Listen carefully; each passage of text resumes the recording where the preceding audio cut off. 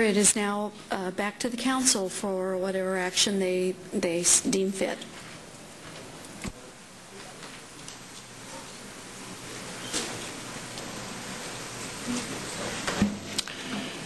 Councilmember Couch.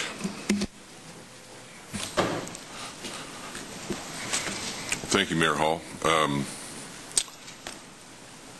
going to take a little time because I haven't said a lot about this, and I would ask the council's indulgence, and I will try and move through this as quickly as possible. First, I want to say thank you to all of you that came here to speak tonight, all of you that have been moved to speak at any meeting, or if you've been moved to send a letter or an email or make a phone call, and many of you have done that, or sign a postcard even. Whereas many of you have done, which has spoken to me directly at just about anywhere I've been, whether it's been work or the park or the bike path or a restaurant or wherever. The community has certainly turned out and has certainly voiced their opinion. To those in opposition, I want to say that I respect your opinion, and I recognize that mine might cause you some concern. I defend and I support your right to speak in opposition, and I sincerely hope that we are able to better understand one another as this discussion continues, because I think it is going to continue. At least I hope it continues. Unfounded accusations, however, are not really going to deter me, nor I don't think they're going to deter any member of the City Council from something that they believe in, nor do I think they really help the debate, and I hope we really move past that. But if not, I'm going to continue to treat you with dignity and respect, because you deserve that. To those that are in support, I want to say I thank you for your words of encouragement, for your prayers over the last few months, and I thank you for the way that you have conducted yourselves and treated others who disagree. There may be exceptions, and there may be those that support this for the wrong reasons, but I think they are just that. They are the exception. And I would ask that those of you that support this would continue with the same level of decorum that you have exhibited thus far. So you got to kind of ask yourself, how did we get here? Well, let me quickly restate what I think I said back on July 26th, something like that. Second meeting in 28th? 18th? It was in July. I have been asked to be on the, or to comment about something on a local talk radio show, the Inga Bark Show. And I was asked to comment about an ordinance that I had not seen that some gentleman was requesting that the city and the county take a look at adopting. And I said I hadn't seen it, I don't know what it says, but I think there are some things that we can do that we might all be able to rally around with regard to this issue of illegal immigration. One might be, and I said that night, I recognize that the city of Bakersfield adopting this particular resolution probably isn't going to stop anyone from coming to this country. But we could adopt English as the official language of the city of Bakersfield. It's in the state of California Constitution, but it is not the official language of the city. We don't have an official language of the city. And I'm going to get to some details here in a moment. I thought it was a good idea if we declared that the city of Bakersfield would not be a sanctuary city. I said that I understood what a sanctuary city was is one that openly stated they would not comply with federal law or cooperate with federal authorities in matters concerning illegal immigration.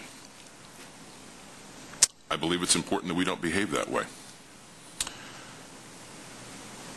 Additionally, I asked the staff for a report back on, and this is where there's a bit of confusion, I think. I asked the staff for a report back on what city services, if any, these are the words I spoke that night, could be reserved for those that are citizens of the United States or are working and living here legally. I said that I recognized the practical aspect of such a policy and that it would take some time to get back. The third resolution, which we do not have before us tonight, would be one asking the state and federal governments to conduct similar studies and implement their findings and conclusions where practical. Those were the three things that were said. And I can guarantee you that that has been distorted and that that has been misconstrued. But that's not my fault. Those that may give you information that isn't accurate in whatever form they give it to you, I can only say what I can say, and how it comes to you is the responsibility of others. I would like to stress that you've heard a lot about, or I've seen a lot of this, where these resolutions or these thoughts were deemed anti-immigrant.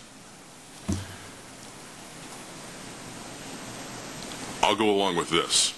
If you want to call them anti-illegal immigration or pro-legal immigration, I'm fine with that. But to say that they are anti-immigrant is an injustice, and it may be being done purposely. I don't know. All I ask is that I would like that going forward that we describe these resolutions or any business in front of the council, that we try to describe it in an accurate manner. Again, I think this should be described as anti-illegal immigration if we have to call them something, if we need to label them. Excuse me, not anti-immigration, but be described as anti-illegal immigration or pro-legal immigration. One of the things I heard in the discussion of this was that those that opposed the bill in the Senate have offered no alternatives. This is a bit of an aside, but I would like to say that nothing could really be further from the truth. If you spend a half an hour to an hour online, you can find site after site after site that has clear, substantive recommendations.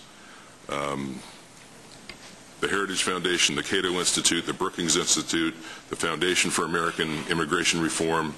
There's probably lots of others. I know there's lots of others. But those are excellent places to start if you haven't taken a look at those. You have heard tonight and you have heard previously that these proposals are examples of symbolism over substance. I think those were the very words to describe them. Okay, let's consider that for a moment. Behind me, there are two things. One is the city flag. I think that was adopted by resolution, what that flag looks like. We also have the city seal. It was adopted by resolution as to what that city seal looks like. And let us not forget the great squiggle debate of 2007. Those of you that may recall, we spent a great deal of time in committee and staff time and time at the council determining whether that thing that looked like a B with a little line and a dot over it should be replaced by a motto that read Bakersfield, life as it should be, and it had a little green leaf where the eye for the dot for the eye would be. I was in fact chastised for commenting in the paper that I hadn't spent a lot of time on the squiggle issue. I'd made a little light of that. I have to believe that if previous councils took up the issue of a city flag, if they took up the issue of the city seal, and if this council and staff spent tens if not hundreds of hours on whether we should have a squiggle or a motto with a leaf, surely it is not too much to ask that we adopt a language. In my case, I recommend English as our official language. Do weightier issues deserve our attention? Of course they do. And they receive the vast majority of our attention.